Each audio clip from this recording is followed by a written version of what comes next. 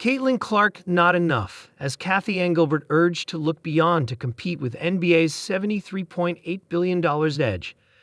As any phenomenon is meant to do, the Caitlin Clark effect left us all stumped when it began. Suddenly, everyone cared about women's basketball in addition to the NBA, and despite some persisting criticism, the absence of the Indiana Fever rookie in the playoffs still set viewership records. And yet, is no 22 enough for where the league hopes to be one day? As one CNBC host put it, the Caitlin Clark effect was gigantic, but this was kindling that was sparking already. The W tried to take advantage of its rising popularity this year when a huge 11-year media rights deal was signed in July in partnership with the NBA. But CNBC host Alex Sherman pointed out recently, Caitlin Clark has driven the popularity of that league, but still the finals, which did not have Caitlin Clark in it, were at a 25-year high this year. So it's more than just her, we just really don't know quite yet how much more. The media rights deal signed with Disney, NBC, and Amazon will allow the W to receive roughly $2.2 billion over the next 11 years per Forbes, making it an average of $200 million a year. But on the other hand, the NBA will receive roughly $75 million, making it a pittance, as Sherman puts it. In other terms, you could say it's a six-fold increase over the previous deal. But still, that's a big delta between 77 and 2. The deal, set to begin in 2026 and run through the 2036 season, might be re-evaluated in 3 years and possibly allow the W to increase the value. In the current contract, more than 125 regular season and playoff games will be broadcasted among the partners nationally each year.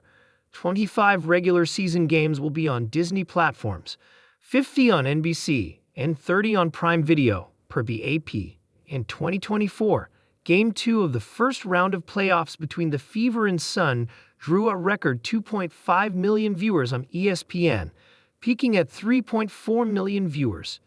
It was the most-watched WNBA game on cable on a Wednesday night. Overall, the Indiana team set new records throughout the regular season, with ESPN beating out names like ABC, ESPN2, CBS, and NBA TV. Now Cathy Engelbert just needs to figure out how to capitalize on this golden opportunity to increase viewership beyond the Rookie of the Year. As one CNBC host said, a couple of years ago, the WNBA wouldn't have been in the position remotely close to what it is right now. But I think they may not be in a better position even what you're talking about in relation to the media rights deal.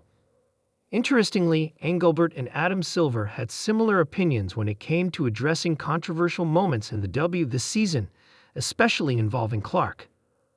Cathy Engelbert matches Adam Silver in response to the Caitlin Clark drama. The narrative of Caitlin Clark hogging attention from established veterans has not fully died down this year. And as much popularity as the Iowa sensation has brought to the sport, she has also invited controversy. Remember Cheney Carter shoulder-checking Clark in a Skives Fever game? Or Diamond Deshields fouling her twice in the span of 40 seconds later in the season?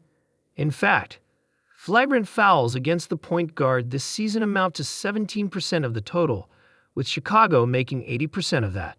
The taunts, the trash-talking, the hard fouls are all part of the game, one could say, and yet Clark's fans took it personally. When Adam Silver was asked about the same, the NBA commissioner said, "As a fan, it's nothing new in basketball that there's sort of welcome to the league moments, especially for heralded rookies." But he also admitted, of course, "I want to see Caitlin treated fairly and appropriately in the league. I would say it seems like she can take care of herself. She's a tough player." When Angel Reese spoke about receiving harsh treatment online from CC's fans, Cathy Engelbert was asked about it in an interview. She invoked a Larry Bird and Magic Johnson example and stated, "The one thing I know about sports, you need rivalry. That's what makes people watch." It angered the basketball community to no end, and Engelbert ultimately apologized that she did not mean to condemn any discriminatory behavior.